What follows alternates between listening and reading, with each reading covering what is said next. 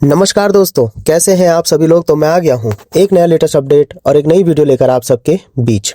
तो दोस्तों, हाल ही में मध्य पूर्व की स्थिति उस समय और भी ज्यादा अधिक संवेदनशील हो गई जब यूनाइटेड अरब एमिरेट्स ने ईरान से अपना राजदूत वापस बुलाने और तेहरान स्थित अपना दूतावास बंद करने का निर्णय लिया। और इस कदम को उसने क्षेत्रीय स्थिरता के विरुद्ध गंभीर और गैर जिम्मेदार उकसावा बताया, क्योंकि पिछले कुछ समय से खाड़ी क्षेत्र में ड्रोन और मिसाइल हमलों की घटनाएं बढ़ती दिखाई दे रही हैं, जिनमें सैन्य ठिकानों, सामरिक प्रतिष्ठानों, तेल अवसंरचना और समुद्री मार्गों के आसपास गतिविधियां शामिल बताई जा रही हैं। इन हमलों ने पूरे क्षेत्र में असुरक्षा का वातावरण पैदा कर दिया है, खासकर तब जब पहले से ही इजराइल ईरान तनाव, यमन में चल रहे संघर्ष, इराक और सीरिया की अस्थिर स्थिति और वैश्विक शक्तियों की रणनीतिक प्रतिस्पर्धा ने मध्य पूर्व को संवेदनशील बना रखा है। हालिया हमलों में ड्रोन तकनीक का इस्तेमाल विशेष रूप में चर्चा में है, क्योंकि यह कम लागत वाले लेकिन उच्च प्रभाव वाले ड्रोन हमले पारंपरिक युद्ध की तुलना में अधिक अप्रत्याशित और कठिन नियंत्रित होते हैं। और जब इस प्रकार के हमले तेल भंडारण सुविधाओं, बंदरगाहों या नौवहन मार्गों के निकट होते हैं, तो उनका प्रभाव केवल सैन्य स्तर तक सीमित नहीं रहता, बल्कि वैश्विक ऊर्जा बाजार तक पहुंच जाता है। यही कारण है कि दुनिया की नजरें तुरंत स्ट्रेट ऑफ हॉर्मुज पर टिक जाती हैं, जो दुनिया की कुल तेल आपूर्ति का लगभग 5वां हिस्सा वहन करता है। और यदि यहाँ किसी प्रकार की समुद्री झड़प, जहाजों की रोक टोक, ड्रोन या मिसाइल हमले या नौसैनिक तैनाती में वृद्धि होती है, तो अंतर्राष्ट्रीय बाजार में कच्चे तेल की कीमतें अचानक उछल सकती हैं, बीमा प्रीमियम बढ़ सकते हैं और जहाज रानी कंपनियां वैकल्पिक मार्ग तलाशने पर मजबूर हो सकते हैं, जिससे लागत और समय दोनों बढ़ते हैं। इन हमलों की पृष्ठभूमि में यूएई की चिंता केवल अपने राजनयिक प्रतिष्ठान की सुरक्षा तक सीमित नहीं है, बल्कि उसकी ऊर्जा अवसंरचना, व्यापारिक प्रतिष्ठा और निवेश वातावरण से भी जुड़ी है, क्योंकि यूएई स्वयं एक प्रमुख तेल निर्यातक और वैश्विक व्यापार केंद्र है। और यदि उसकी सुरक्षा छवि प्रभावित होती है, तो विदेशी निवेशक सतर्क हो सकते हैं।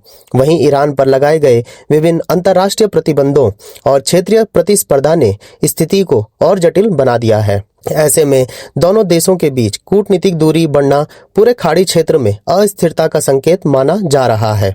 अब यदि भारत के संदर्भ में इस पूरे घटनाक्रम को देखा जाए, तो स्थिति अत्यंत महत्वपूर्ण हो जाती है, क्योंकि भारत अपनी ऊर्जा जरूरतों का लगभग 80% से अधिक तेल आयात के माध्यम से पूरा करता है, और उसमें से बड़ा हिस्सा खाड़ी देशों से आता है।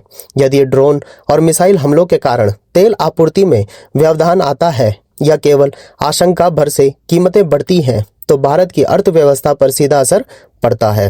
पेट्रोल डीजल के दाम बढ़ सकते हैं, परिवहन लागत बढ़ेगी, जिससे खाद्य पदार्थों और आवश्यक वस्तुओं की कीमतों में वृद्धि होगी, महंगाई दर ऊपर जाएगी और आम नागरिक पर आर्थिक बोझ बढ़ेगा।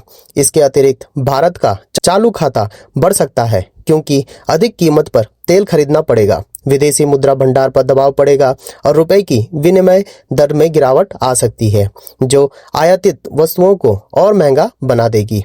इतना ही नहीं, यूएई में लगभग 35 लाख से अधिक भारतीय प्रवासी रहते हैं, जो निर्माण, सेवा, स्वास्थ्य, वित्त और अन्य क्षेत्रों में कार्यरत हैं। यदि क्षेत्रीय तनाव बढ़ता है या सुरक्षा स्थिति बिगड़ती है, तो इन भारतीय नागरिकों की सुरक्षा प्राथमिक चिंता बन सकती है। भारत सरकार को आपातकालीन निकासी योजनाओं की तैयारी रखनी पड़ सकती है, और यदि आर्थिक गतिविधियां प्रभावित होती हैं, तो भारत को मिलने वाला रेमिटेंस भी कम हो सकता है, जो भारतीय अर्थव्यवस्था के लिए महत्वपूर्ण है। व्यापार के स्तर पर भी यूएई भारत का एक बड़ा साझेदार है, और दोनों देशों के बीच व्यापक आर्थिक सहयोग समझौता लागू है। यदि हमलों के कारण समुद्री मार्ग बाधित होते हैं या बीमा लागत बढ़ती है, तो भारत यूएई व्यापार पर प्रभाव पड़ सकता है। कंटेनर शिपमेंट महंगे हो सकते हैं और निर्यात आयात की समय सीमा प्रभावित हो सकती है। दूसरी ओर भारत और ईरान के संबंध भी सामरिक दृष्टि से अहम है। विशेषकर चाबहार बंदरगाह परियोजना के माध्यम से भारत को मध्य एशिया तक पहुंच का वैकल्पिक मार्ग मिलता है। इसीलिए भारत के लिए संतुलन साधना अनिवार्य है। उसे यूएई के साथ अपने आर्थिक और प्रवासी हितों की रक्षा करनी है और साथ ही ईरान के साथ रणनीतिक संपर्क भी बनाए रखना है। इन हमलों का एक व्यापक मनोवैज्ञानिक प्रभाव भी है, क्योंकि जब किसी क्षेत्र में लगातार ड्रोन या मिसाइल गतिविधियां होती हैं तो निवेशक और बाजार अनिश्चितता से घिर जाते हैं। शेयर बाजारों में उतार चढ़ाव बढ़ जाता है और जोखिम प्रीमियम ऊपर चला जाता है।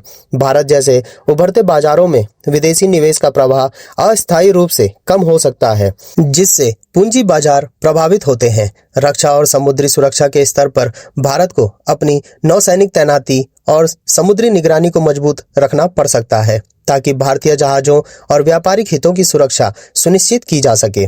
साथ ही ऊर्जा आयात के स्रोतों में विविधता लाना, रणनीतिक तेल भंडार बढ़ाना और नवीनीकरण ऊर्जा में निवेश तेज करना दीर्घकालिक समाधान के रूप में उभरते हैं, क्योंकि बार बार खाड़ी क्षेत्र में तनाव यह संकेत देता है कि वैश्विक ऊर्जा निर्भरता कितनी संवेदनशील है।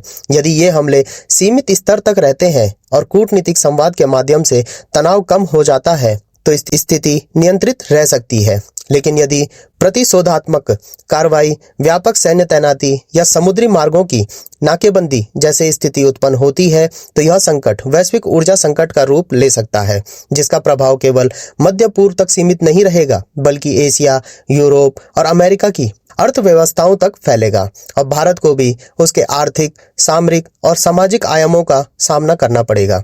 इसीलिए यूएई द्वारा ईरान से राजदूत वापस बुलाना केवल एक कूटनीतिक संकेत नहीं बल्कि चल रहे हमलों और बढ़ती असुरक्षा के प्रति एक रणनीतिक प्रतिक्रिया है।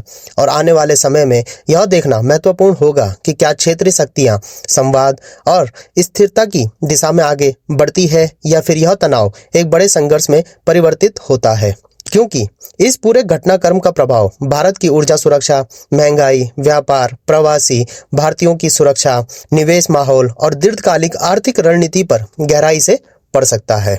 तो दोस्तों, आप लोगों को क्या लगता है, मिडिल ईस्ट में बड़ा वार होगा? कमेंट करके अपनी राय जरूर बताएं। तो दोस्तों, आज के लिए इतना ही। मिलता हूं मैं दोबारा एक नई लेटेस्ट अपडेट और एक नई वीडियो के साथ। तब तक जुड़े रहिए। धन्यवाद। जय हिंद, जय भारत।